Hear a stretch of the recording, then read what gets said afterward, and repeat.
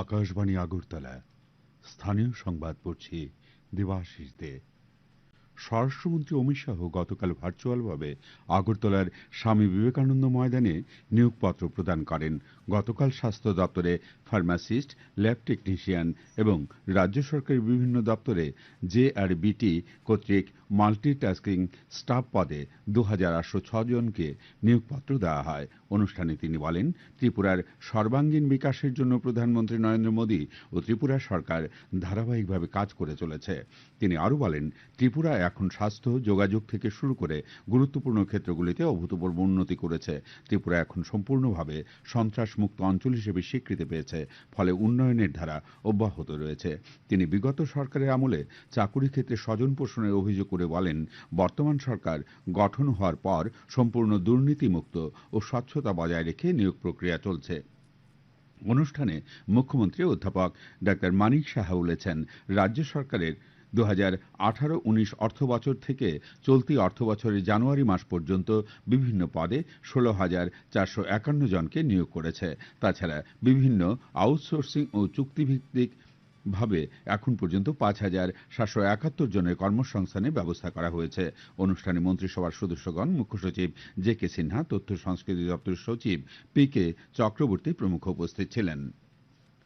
সচেতনতা বৃদ্ধি ও জনশিক্ষা প্রচারের লক্ষ্যে আকাশবাণী আগরতলা কেন্দ্রের উদ্যোগে গতকাল স্বশাসিত জেলা পরিষদের অন্তর্গত গভর্নমেন্ট ডিগ্রি কলেজ খুমুলুঙে একটি সচেতনতামূলক কর্মসূচি অনুষ্ঠিত হয়। এতে ছাত্রছাত্রী এবং শিক্ষক শিক্ষিকারা উৎসাহের সঙ্গে অংশগ্রহণ করেন। অনুষ্ঠানে উপস্থিত ছিলেন কলেজের ভারপ্রাপ্ত অধ্যক্ষ ডক্টর সুব্রত দেববর্মা এবং টিচার্স কাউন্সিলের সেক্রেটারি প্রদীপ দেববর্মা।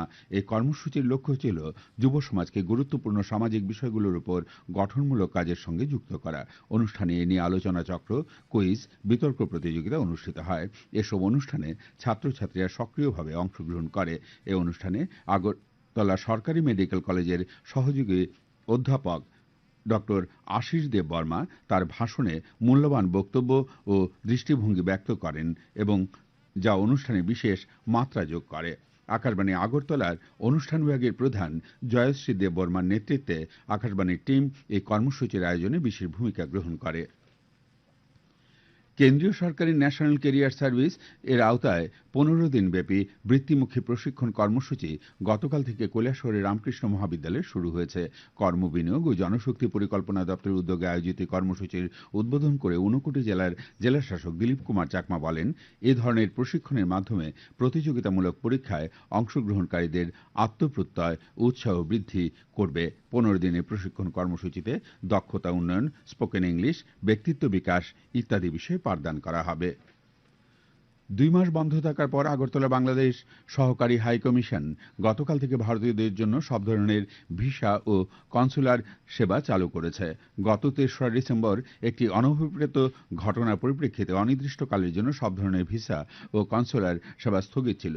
আগরতলায় বাংলাদেশ সহকারী হাই কমিশন কার্যালয় সূত্রে জানা গেছে, ভিসার জন্য গতকাল 100-র বেশি আবেদন জমা পড়েছে।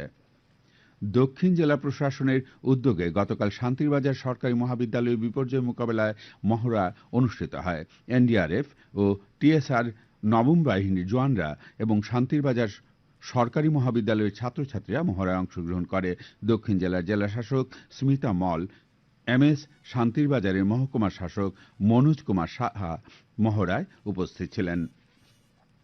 সিভিক অ্যাকশন প্রোগ্রামের আওতায় গতকাল সিপাহীজলা জেলার কাঠালিয়া ব্লকের অধীন কে নগর বাজার এলাকায় ছাত্রছাত্রী ও এলাকাবাসীর মধ্যে 69 বিএসএফ বাহিনীর পক্ষ থেকে বিভিন্ন সামগ্রী বিতরণ করা হয়। মোট 3টি স্কুলের পড়ুয়াদের মধ্যে বিতরণ করা হয় সাইকেল, বই, খাতা ও খেলার সামগ্রী। মহিলাদের প্রদান করা হয় সেলাই মেশিন। উপস্থিত ছিলেন বাহিনীর commanding officer A K. Upadhyay, company commander Sanjay Kumar Haldar প্রমুখ।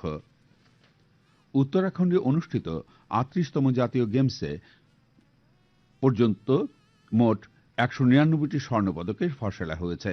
এর মধ্যে 28টি স্বর্ণপদক নিয়ে কর্ণাটক তালিকা শীর্ষে রয়েছে, 27টি স্বর্ণপদক নিয়ে সার্ভিসেস স্পোর্টস কন্ট্রোল বোর্ড দ্বিতীয় স্থানে এবং 17টি স্বর্ণপদক নিয়ে মধ্যপ্রদেশ তৃতীয় স্থানে উঠে এসেছে। ত্রিপুরা ক্রিকেট অ্যাসোসিয়েশন পরিচালিত সদরের অনূর্ধ্ব 15 বছরের ক্রিকেট প্রতিযোগিতায় গতকাল 4টি খেলা হয়। নরসিংগড় পঞ্চায়েত মাঠে চাম্পামুড়া কোচিং সেন্টার 3 উইকেটে এডিনগর কোচিং সেন্টারকে, নেপকো মাঠে জুয়েলস কোচিং সেন্টার 315 রানে ভাদারঘাট কোচিং সেন্টারকে, নোয়াবাদী মাঠে তরুণ সংঘ কোচিং সেন্টার 271 রানে পোলস্টার ক্লাবকে এবং আম্বেদকর মাঠে NSRCC 5 উইকেটে মৌচাক কোচিং সেন্টারকে পরাজিত করে। টিএসসি পরিচালিত মহিলাদের আমন্ত্রণমূলক সিনিয়র ক্রিকেটের সীমিত ওভারের আসর গতকাল থেকে আগরতলায় শুরু হয়েছে। উদ্বোধনী দিনে 2টি খেলা হয়। এতে নরসিংগড় পিটিএ মাঠে ব্লাডমাউথ ক্লাব 9 উইকেটে জিবি প্লে সেন্টারকে এবং তালতলা মাঠে তরুণ সংঘ 438 রানে প্রগতি প্লে সেন্টারকে পরাজিত করে। আবহাওয়ার খবর। আজ আকাশ পরিষ্কার থাকবে। সকালে হালকা কুয়াশা পড়েছে।